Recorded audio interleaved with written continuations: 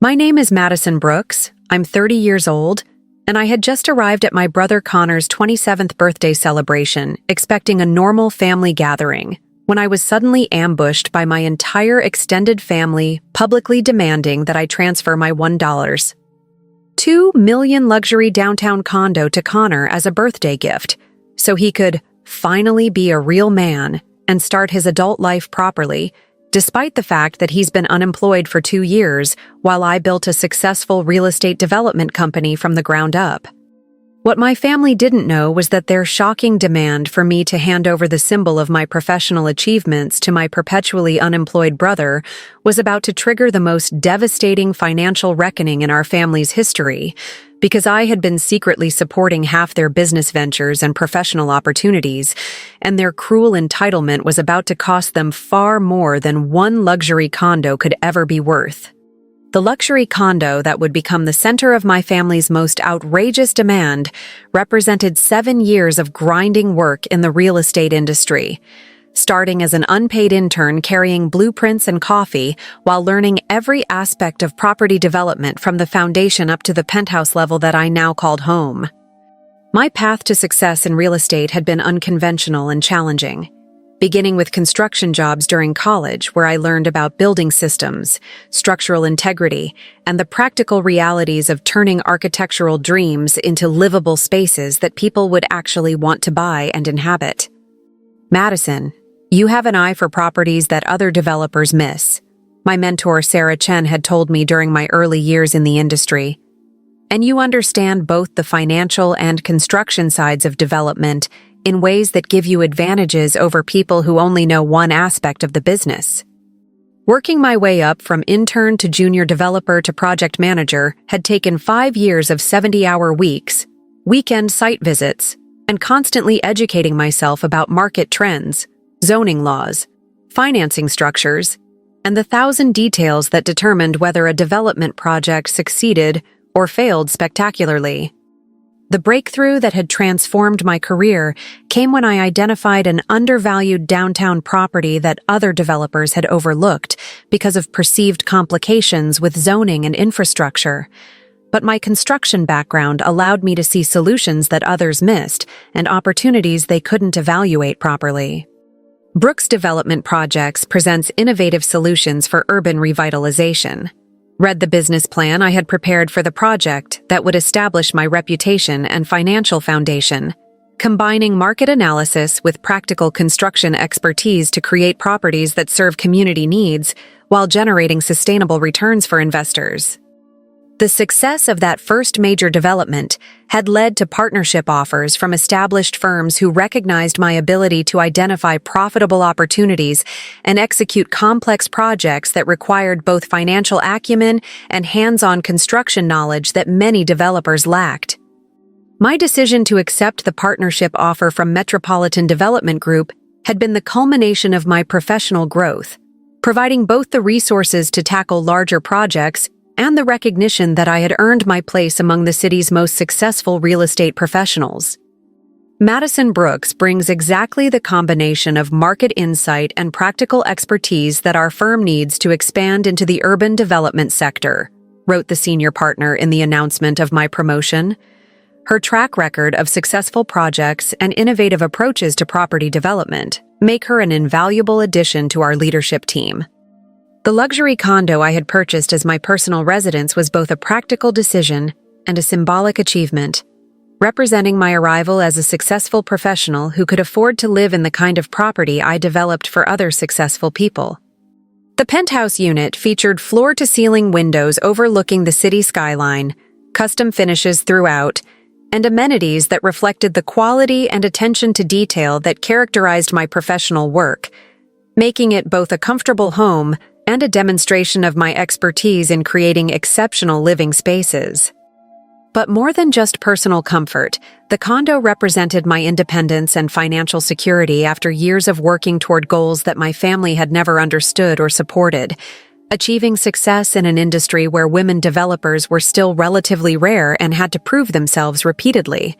The mortgage-free ownership of a $1.2 million property at age 30 was proof that my unconventional career path had been justified, and that the sacrifices I had made to build expertise in both construction and development had created opportunities for financial success and professional recognition. My family's relationship with my achievements had always been complicated by their complete lack of understanding about real estate development, and their persistent belief that Connor's theoretical potential was more valuable than my actual accomplishments in a challenging and competitive industry. Madison's doing well with her building projects, my mother Patricia would tell relatives, using language that minimized complex development work as simple construction, while never acknowledging the business acumen and financial risk management that successful real estate development required. My father Robert's assessment of my career was similarly dismissive, treating my partnership in a major development firm as less impressive than Connor's various failed attempts to start businesses in industries he knew nothing about but claimed he could revolutionize through natural talent. Madison found a good job in construction and real estate, Robert would explain to people who asked about his children's careers. But Connor has real entrepreneurial vision and business instincts that will lead to much bigger success once he finds the right opportunity to showcase his abilities. The comparison between my proven track record of successful projects and Connor's collection of abandoned business ideas would have been laughable if it weren't so consistently applied by parents who seemed determined to maintain their narrative about which child was destined for meaningful achievement.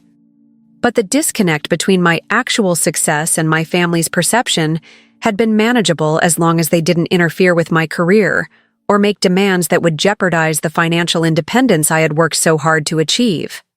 The birthday celebration that would expose my family's true expectations about my role in supporting Connor's lifestyle had been arranged by Patricia as what she described as a milestone celebration for Connor's 27th birthday, though I couldn't understand what milestone was being celebrated for someone who remained unemployed and dependent on parental support.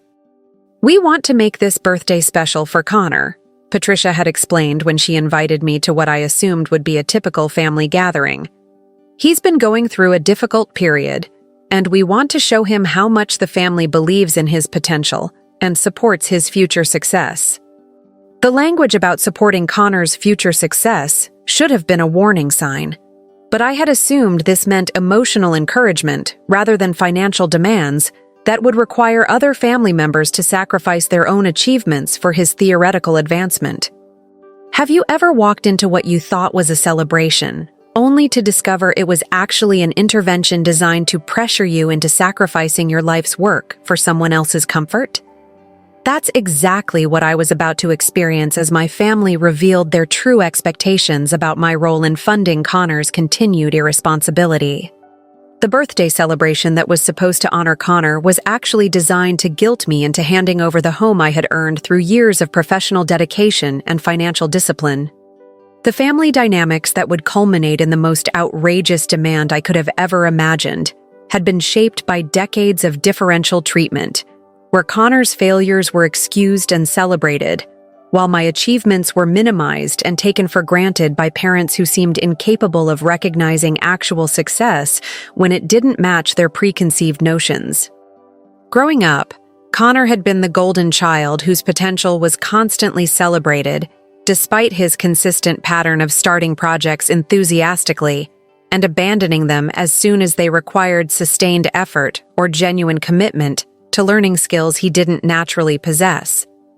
My parents' investment in Connor's education had been comprehensive and expensive, including private school tuition, tutoring, test preparation, and college expenses that totaled over $200,000 while I attended public school and worked part-time jobs to pay for my own educational expenses and career development. Connor needs the best educational opportunities because he has natural leadership abilities and business instincts that could take him anywhere, Robert had explained when I questioned why my educational needs were considered less important than ensuring Connor had every possible advantage. "You're more independent and practical, Madison," Patricia had added, using language that made my self-reliance sound like a character flaw rather than acknowledging that independence had been forced on me by their decision to invest all family resources in Connor's supposed potential. The pattern of favoritism had continued through Connor's college years.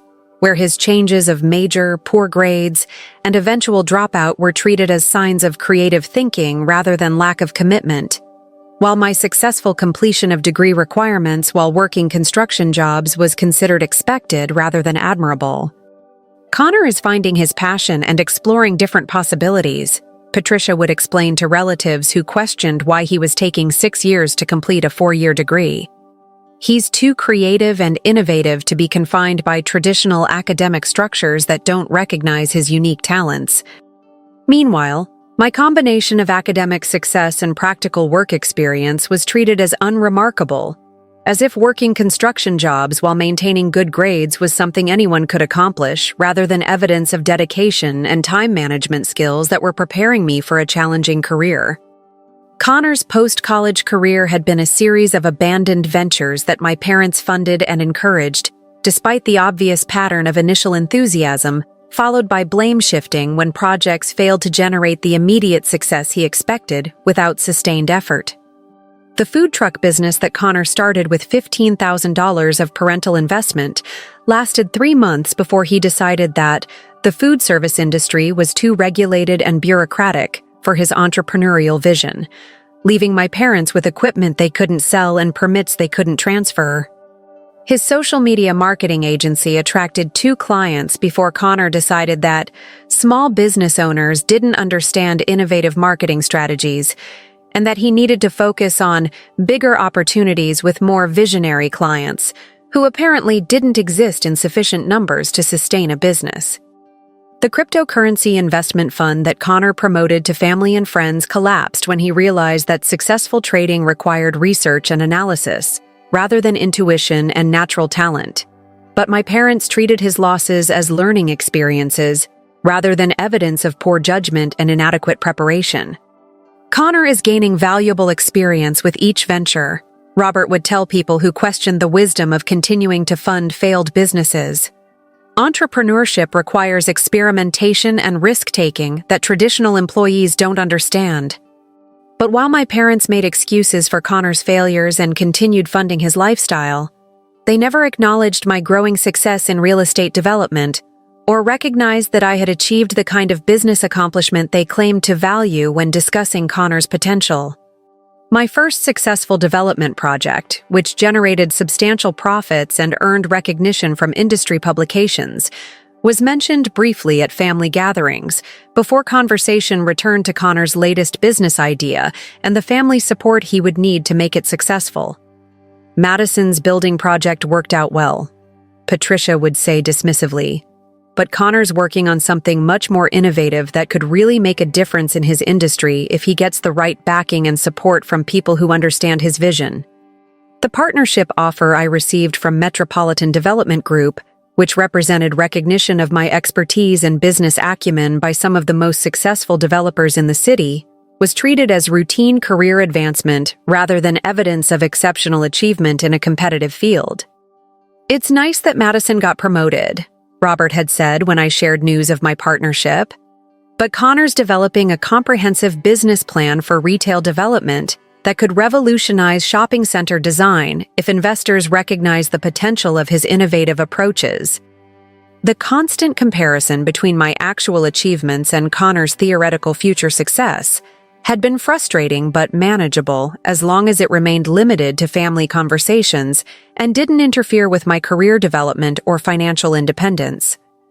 But the luxury condo purchase that should have been celebrated as evidence of my professional success had instead triggered family resentment and discussions about how my financial achievements could be redistributed to benefit Connor's continued unemployment and lifestyle preferences. Madison's condo purchase shows that she's been very successful, Patricia had told relatives. But she's also been very fortunate, and family members should share their good fortune with relatives who are still building their careers and could benefit from additional support. The characterization of my real estate success as fortune, rather than the result of years of hard work and strategic planning, revealed my family's fundamental misunderstanding of both my career and Connor's situation, as they continued to treat his unemployment as temporary setback rather than pattern of avoidance. Robert's comments about my financial situation were even more problematic, as he began suggesting that successful family members had obligations to provide opportunities for relatives who were still finding their way in career development and business establishment.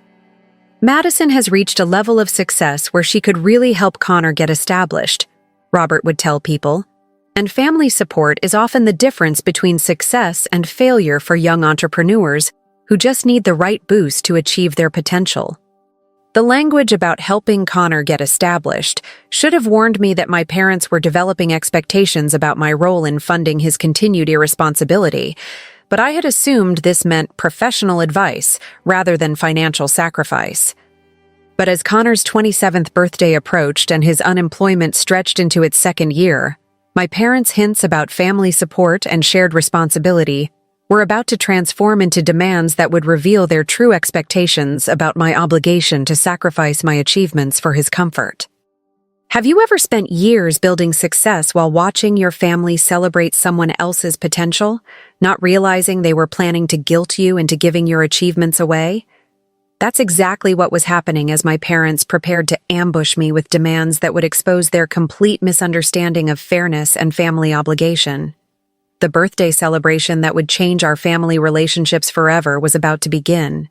The birthday celebration that would expose my family's shocking sense of entitlement began innocently enough, with 40 relatives and family friends gathered at my parents' house to celebrate Connor's 27th birthday in what I had assumed would be a typical family gathering focused on cake, presents, and the usual discussions about Connor's various business plans and potential opportunities.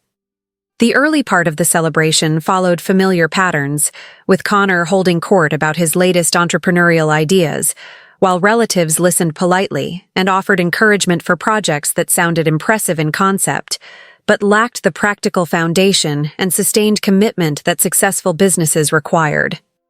"I'm exploring opportunities in the sustainable energy sector," Connor announced to assembled guests, using the same confident tone he had employed when discussing food trucks, marketing agencies, and cryptocurrency investments. "There's huge potential for innovative approaches that could revolutionize how communities think about renewable resources." The enthusiastic responses from family members who had been hearing similar announcements for years revealed their continued investment in Connor's supposed potential, despite the obvious pattern of abandoned projects that characterized his post-college career. "Connor has such vision and creativity," my Aunt Linda said approvingly. "He just needs the right opportunity to showcase his abilities and build something meaningful that utilizes his natural leadership skills and business instincts." My own presence at the celebration was acknowledged politely, but without the kind of enthusiasm that greeted Connor's theoretical achievements, as relatives who had heard about my real estate success treated it as background information rather than current accomplishment worthy of discussion or recognition. "How's the building business, Madison?" my Uncle Dave asked briefly before returning attention to Connor's sustainability presentation. "Still working on those development projects downtown?" The casual dismissal of my actual career success while celebrating Connor's unemployment was frustrating but familiar, so I focused on enjoying the family gathering while avoiding conversations that would highlight the differential treatment I had learned to expect at these events. But approximately an hour into the celebration, my mother Patricia stood up and asked for everyone's attention in a way that suggested she had prepared remarks that went beyond typical birthday wishes and family updates. "I want to thank everyone for coming to celebrate Connor's special day," Patricia began, her tone carrying the kind of formality that indicated she had something significant to announce. "But I also want to share some exciting news about how our family is going to support Connor as he enters this important phase of his adult life." The language about family support and important phase created immediate unease, because I recognized the tone Patricia used when she was building up to requests for assistance or cooperation that she expected family members to provide without question or resistance. "Connor has been working hard to establish himself professionally," Patricia continued, apparently describing his 2-year unemployment as professional development, "and we've decided as a family that he needs more substantial support to really launch his career and achieve the success we all know he's capable of." The collective "we" in Patricia's announcement was particularly alarming, because I had never participated in any family discussions about providing substantial support for Connor's career launch, suggesting that decisions had been made about my involvement without my knowledge or consent. Madison has been incredibly successful in real estate, Patricia continued, and she's reached a point where she can afford to be generous with family members who are still building their careers and could benefit from her good fortune and financial stability. The characterization of my professional achievements as good fortune that created obligations to support Connor's continued unemployment was both insulting and revealing, demonstrating that my parents viewed my success as family resource rather than individual accomplishment that I had earned through years of hard work. But what Patricia announced next was so shocking and outrageous that I initially couldn't process what I was hearing, because the demand she was making exceeded anything I could have imagined about family entitlement and expectations. Madison has decided to give Connor her beautiful downtown condo as a birthday gift, Patricia announced with obvious satisfaction, so he can finally have a stable living situation that reflects his potential and gives him the foundation he needs to build his business career. The silence that followed Patricia's announcement was deafening, as I struggled to comprehend that my mother had just publicly committed me to transferring my $1.2 million home to my unemployed brother without any prior discussion or consent from me. I never agreed to anything like that, I said immediately, my voice rising with shock and anger as I realized that Patricia had planned this public announcement to pressure me into compliance through family guilt and social embarrassment. Madison, don't be difficult, Robert interjected before I could fully express my objection. Connor needs support, and you're in a position to provide it. This is what family members do for each other during important transitions. The casual way my parents dismissed my objection while treating the transfer of my home as a settled matter revealed the depth of their entitlement and their complete disregard for my autonomy and property rights. Connor has never done anything to earn my condo, I said firmly, looking around the room at 40 family members who were watching this confrontation unfold. I worked for 7 years to buy that home, and I'm not giving it away to someone who's been unemployed for 2 years. The response from my extended family was immediate and shocking, as relatives who had politely ignored my achievements while celebrating Connor's potential suddenly turned against me with accusations and demands that revealed their shared expectation that I should sacrifice my success for his comfort. Madison, you're being incredibly selfish, my cousin Janet said, apparently speaking for the group. Connor is family, and family members should help each other. You have more than you need, and Connor deserves a chance to succeed. This is Connor's birthday celebration, my Uncle Robert added, and you're ruining it by being greedy about money and property. You should be honored to help your brother get established in life. But the most devastating moment of the entire confrontation came when my own father, frustrated by my continued resistance to their demands, did something that would permanently destroy our relationship and expose the true nature of his character. "Stop embarrassing Connor on his special day," Robert shouted, his face red with anger as he raised his hand and struck me across the face in front of 40 family members who watched the assault without intervening or expressing any objection to his violence. The sharp pain of being slapped combined with the emotional devastation of being physically attacked by my own father created a moment of clarity that would change everything about my relationship with my family and my understanding of my place in their lives. Have you ever been physically assaulted by a parent for refusing to give away your life's work while your entire extended family watched without helping or objecting? That's exactly what I experienced as my family revealed their true values and their willingness to use violence to force me to sacrifice my achievements for Connor's comfort. The silence that followed my father's assault was more devastating than the physical blow, because it revealed that not a single relative considered his violence inappropriate or my resistance justified. Standing there with a stinging cheek and tears of rage in my eyes, I realized that my family's betrayal was complete and that their demands for my condo were just the beginning of what they expected me to sacrifice for Connor's continued irresponsibility. The moment of devastating clarity that followed my father's assault while 40 family members watched without intervention, was both the most painful experience of my life and the most liberating realization about the true nature of relationships I had been trying to preserve through years of patience and accommodation. Standing in that room with my cheek burning from Robert's slap, while relatives who had just witnessed domestic violence returned to casual conversation about Connor's birthday celebration, I understood that my family's betrayal was complete, and that their willingness to use physical force to steal my property revealed the extent of their entitlement and moral bankruptcy. The silence from extended family members who had watched my father assault me for refusing to give away my home was perhaps more devastating than the violence itself, because it demonstrated that they viewed my resistance to theft as more problematic than his criminal behavior.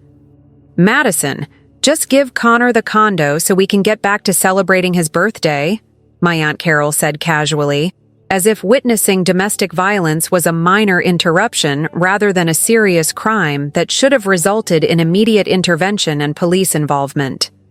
The casual way my family was returning to party conversation while expecting me to comply with demands that had been enforced through violence was so morally repugnant that I realized I was dealing with people whose values and character were fundamentally incompatible with any healthy relationship. But as I stood there processing the magnitude of their betrayal and the complete absence of any family member willing to defend me from assault, I also began calculating something that would soon transform their celebration into a catastrophic reckoning with consequences they had never anticipated. My mental review of the financial relationships I maintained with various family members revealed that my role in their business ventures and professional opportunities was far more extensive than they realized, and that their demand for my condo was about to trigger the withdrawal of support that would devastate multiple relatives who had taken my generosity for granted. "Since the family has decided that I'm too selfish to be trusted with property," I announced with deadly calm, "I should probably prove you right by becoming completely selfish about all my business relationships with relatives who clearly don't appreciate my contributions." The shift in my tone and the mention of business relationships created immediate unease among family members who were beginning to sense that their celebration was about to take an unexpected turn that might affect their own interests. "Madison, don't be dramatic," Patricia said dismissively. "Just give Connor the condo and stop making this difficult for everyone. We're trying to have a nice family celebration. Actually, I think this is the perfect time to discuss family-business relationships," I continued, pulling out my phone to access financial records that would soon shock relatives who had no idea about the extent of my involvement in their ventures. Since everyone seems to have opinions about my obligations to share resources. The growing tension in the room was palpable as family members began to realize that my calm demeanor was more threatening than emotional outburst would have been, suggesting that I was planning something systematic rather than just expressing hurt feelings about their treatment. "Uncle Dave," I said, addressing my father's brother who owned a struggling restaurant, "I should probably mention that I've been the silent partner providing the financial backing that kept your restaurant operating for the past 2 years. Since the family believes I'm too selfish to help Connor, I'll be withdrawing my investment immediately." The color drained from Uncle Dave's face as he realized that his restaurant's survival had been dependent on my anonymous financial support, and that his participation in demanding my condo had just cost him the business partnership that had prevented his bankruptcy. "Cousin Lisa," I continued, turning to Patricia's niece who had opened a boutique clothing store, "I should also mention that the seed money for your store came from me, not from the bank loan you told everyone about. Since I'm apparently too greedy to be family, I'll be calling that loan immediately." Lisa's shocked expression revealed that she had not only lied to family about her funding source, but had also been completely unaware that her business existence depended on the continued goodwill of the person she had just helped pressure into giving away her home. "And Connor," I said, finally addressing my brother directly, "you should probably know that I was planning to hire you as project manager for the $50 million shopping center development I'm starting next month. The salary was going to be $180,000 annually, with profit sharing that could have reached 7 figures." The revelation that Connor had just lost a lucrative career opportunity by supporting demands for my condo created visible panic as he realized that his assault on my property rights had eliminated the kind of professional opportunity he had been seeking for 2 years. I was also planning to make you my business partner in the shopping center project, I continued, which would have given you ownership stake in what's projected to be one of the most profitable retail developments in the city's history. Connor's face went white as he understood that his family's demand for my condo had cost him not just a job, but also the business partnership that would have made him genuinely wealthy and professionally successful. "Cousin Michael," I said, addressing Robert's nephew who worked in construction, "your contracting business has been getting projects through my development firm for 3 years. Since I'm too selfish for family relationships, you'll need to find new clients." The systematic revelation of my financial involvement in family members' lives was creating a crisis atmosphere, as relatives began to understand that their participation in demanding my condo had triggered the withdrawal of support they had been taking for granted.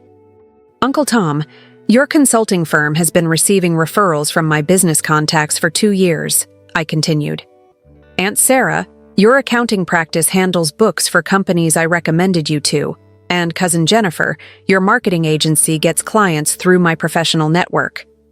The comprehensive scope of my business relationships with family members was shocking even to me, as I realized how extensively I had been supporting relatives who were now demanding that I sacrifice my home for Connor's comfort, while viewing my success as family obligation rather than individual achievement. Have you ever realized that your family's demand for your sacrifice would eliminate their own financial support, turning their greed into their financial ruin? That's exactly what was happening, as relatives who had demanded my condo began understanding that their assault on my success was about to destroy their own business opportunities. The birthday celebration that had been designed to pressure me into giving away my achievements was about to become the most expensive party in my family's history. The devastating realization of how extensively I had been supporting family members who were now demanding my home created an atmosphere of growing panic as relatives began calculating what my withdrawal would cost them personally, while understanding that their participation in the condo demand had triggered consequences they had never anticipated. "Madison, you can't be serious about withdrawing from family business relationships," my Uncle Dave said desperately, his voice shaking as he processed that his restaurant would likely close without my continued financial backing. "We were just trying to help Connor get established. We didn't mean to threaten your other commitments." "When you watched my father assault me for refusing to give away my home," I replied coldly, "you made it very clear that family relationships are conditional on my willingness to sacrifice my achievements for Connor's comfort. So, now, all my family business relationships are ending." The fear in Uncle Dave's eyes was exactly the kind of accountability that my family had never experienced, because they had always taken my support for granted while treating my success as their entitlement, rather than recognizing the voluntary nature of my generosity. "You're destroying multiple family businesses because you're angry about one conversation," my cousin Lisa protested, apparently believing that domestic violence and theft demands constituted one conversation rather than criminal behavior that revealed fundamental character problems. "I'm not destroying anything," I corrected. "I'm simply stopping my financial support for people who just demonstrated that they view my achievements as their property. If your businesses can't survive without my funding, that's a business problem, not a family problem." The distinction between business failure and family conflict was clearly difficult for relatives who had never understood that my support was a gift rather than an obligation, and that gifts could be withdrawn when recipients demonstrated ingratitude and entitlement. Connor's reaction to learning about the career opportunities he had lost was particularly satisfying because his panic revealed that he had finally understood the difference between theoretical potential and actual professional opportunity. "Madison, I didn't know you were planning to hire me," Connor said desperately. "If I had known about the project manager position, I never would have supported the condo demand. Can we work something out?" "You supported having me physically assaulted for refusing to give you my home," I replied. "And now you want to negotiate about career opportunities? You chose to prioritize theft over professional development, so now you get to live with the consequences of that choice. The irony that Connor had destroyed his best career prospect by demanding my property was exactly the kind of poetic justice that his years of entitlement and my parents' enablement had earned, as his greed had eliminated the opportunities that might have actually advanced his professional development. But perhaps the most revealing aspect of the family's response to learning about my withdrawal was their immediate shift from demanding my sacrifice to pleading for my continued support, demonstrating that their principles were entirely dependent on their financial interests. "We can forget about the condo thing," Patricia said frantically. "Connor doesn't really need your home. We were just trying to help him get started. But we understand that you worked hard for your property." The sudden reversal of position that transformed my home from Connor's birthday entitlement to property I had worked hard for revealed that my family's respect for my achievements was entirely conditional on their continued access to my financial support. "You physically assaulted me for refusing to give away my life's work," I reminded Robert, whose face was pale as he began calculating what my business withdrawal would cost various family members, and 40 relatives watched without objecting. That's not the kind of mistake that gets forgotten with an apology. The finality in my voice was apparently beginning to penetrate the panic, as family members started to understand that their betrayal had permanently altered our relationships, and that no amount of backtracking would restore the support they had taken for granted. "Madison, please think about this carefully," my Uncle Tom pleaded. "You're punishing a lot of people for one family disagreement. Your withdrawal from business relationships will hurt relatives who weren't even involved in the condo discussion. Everyone in this room watched me get assaulted for refusing to give away my home," I replied, "and not one person objected or intervened. You were all involved in supporting violence to steal my property, so you're all experiencing the consequences of that choice." The comprehensive nature of my withdrawal was appropriate given the comprehensive nature of their betrayal, as 40 family members had witnessed domestic violence without intervention while supporting demands that I sacrifice my achievements for Connor's comfort. "We'll make sure nothing like this ever happens again," my Aunt Carol promised desperately, "and we'll all apologize to you properly. You can't destroy family relationships over one misunderstanding." "This wasn't a misunderstanding," I corrected. "This was domestic violence and attempted theft that revealed your true values and priorities. Family relationships were destroyed when you decided my success belonged to Connor, and that violence was acceptable to enforce your demands."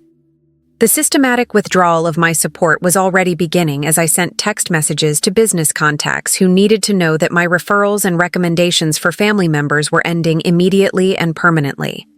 "The shopping center project will proceed with a different project manager," I announced. "The investment withdrawals from family businesses will be processed Monday morning, and all professional referrals through my network are canceled effective immediately." The birthday celebration that had been designed to pressure me into sacrificing my home was ending with multiple family members facing business crises that would cost them far more than my condo was worth, creating exactly the kind of comprehensive consequences that their betrayal had earned. "Madison, you're making a huge mistake," Robert said weakly, his threat-making authority completely undermined by the realization that his violence had triggered financial consequences for multiple family members. "Family is more important than business, and you're choosing money over relationships." "You chose Connor's comfort over my autonomy," I replied, "and you chose violence over respect. Now you get to experience what life looks like when the selfish family member stops providing the support you took for granted." As I prepared to leave the celebration that had exposed my family's true character, the desperate pleas and promises of changed behavior from relatives who were suddenly facing the loss of my business support provided perfect confirmation that my withdrawal was both appropriate and necessary. Have you ever watched entitled people panic when they realized their demands for your sacrifice would eliminate their own benefits? The satisfaction of seeing manipulative family members face consequences for their betrayal exceeded any happiness their support had ever provided. The birthday party that was supposed to celebrate Connor was ending with multiple business failures and the permanent loss of the family member whose generosity they had mistaken for weakness. The permanent transformation of my relationship with my family was completed during my drive home from Connor's birthday celebration, as I used hands-free calling to systematically contact every business partner, client, and professional contact who needed to know that my endorsements and support for family members were ending immediately and would never be restored. The first call was to my business partner at Metropolitan Development Group, who needed to understand that the shopping center project would require a different project manager, and that Connor Brooks was no longer being considered for any position within our organization. The family member I was planning to hire has demonstrated character and judgment issues that make him unsuitable for project management, I explained professionally. We'll need to identify alternative candidates who can handle the responsibility and complexity of a $50 million development. The business implications of removing Connor from consideration extended beyond just his lost opportunity to include the elimination of what would have been his introduction to commercial real estate development and the professional network that could have supported his actual career advancement. But more importantly, ending Connor's potential employment represented my commitment to protecting my professional reputation from association with family members who had demonstrated their willingness to use violence to steal my achievements, while viewing my success as their entitlement.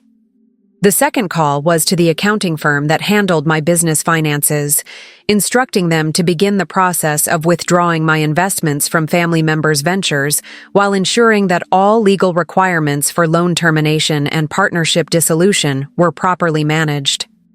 I need to terminate all business relationships with family members immediately, I explained to my accountant. This includes silent partnerships, seed money loans, and any other financial arrangements where family members have been receiving my backing. The comprehensive scope of my financial withdrawal was larger than I had initially realized, as the accounting review revealed investment relationships and professional support that had developed organically over years of family assistance and business referrals. The total value of investments and loans you're withdrawing from family members is approximately $340,000, my accountant informed me, plus the ongoing referral business and professional opportunities that we estimate have generated over $200,000 annually in revenue for various relatives. The financial impact of my withdrawal would be devastating for family members who had built their business plans around continued access to my resources and professional network, but the magnitude of their losses was appropriate given the magnitude of their betrayal. The third call was to my real estate attorney, who needed to understand that family members might attempt legal action to force me to honor business commitments that they had voided through their assault and theft demands. My family physically assaulted me for refusing to transfer my home to my unemployed brother, I explained, and I need to ensure that my withdrawal from business relationships is legally protected and that they can't force continued support through litigation. The legal consultation revealed that my family's violence and theft demands had actually strengthened my position for terminating business relationships, as domestic violence and extortion attempts provided clear justification for ending any voluntary arrangements. Your family's criminal behavior gives you grounds to terminate any business relationships immediately, my attorney confirmed, and their assault actually protects you from claims that your withdrawal was arbitrary or retaliatory rather than protective. The drive home to my luxury condo that had triggered such family outrage was filled with a sense of liberation that exceeded any sadness about ending relationships that had been built on my sacrifice and their expectation rather than mutual respect and genuine affection. Walking into my beautiful home that my family had demanded I transfer to Connor, I felt grateful for every hour of construction work, every late-night study session, and every professional risk that had created the financial independence they had tried to steal through violence and guilt. The city skyline visible through my floor-to-ceiling windows represented not just personal achievement, but also freedom from family members who had viewed my success as their resource while treating my autonomy as negotiable based on their convenience and Connor's comfort. Over the following weeks, the consequences of my withdrawal created exactly the kind of comprehensive accountability that my family had never experienced, as business failures and lost opportunities forced them to confront the real cost of their entitlement and violence. Uncle Dave's restaurant closed within 6 weeks when my investment withdrawal left him unable to cover operating expenses, teaching him that silent partners could become vocal critics when treated with sufficient disrespect and ingratitude. Cousin Lisa's boutique struggled with inventory and rent payments after my seed money loan was called, forcing her to understand that business success required sustainable financing rather than family guilt and continued support from relatives she had helped assault. Connor's job search became significantly more difficult when potential employers in real estate development learned about his involvement in violent theft attempts against his sister, as professional networks share information about character issues that affect hiring decisions.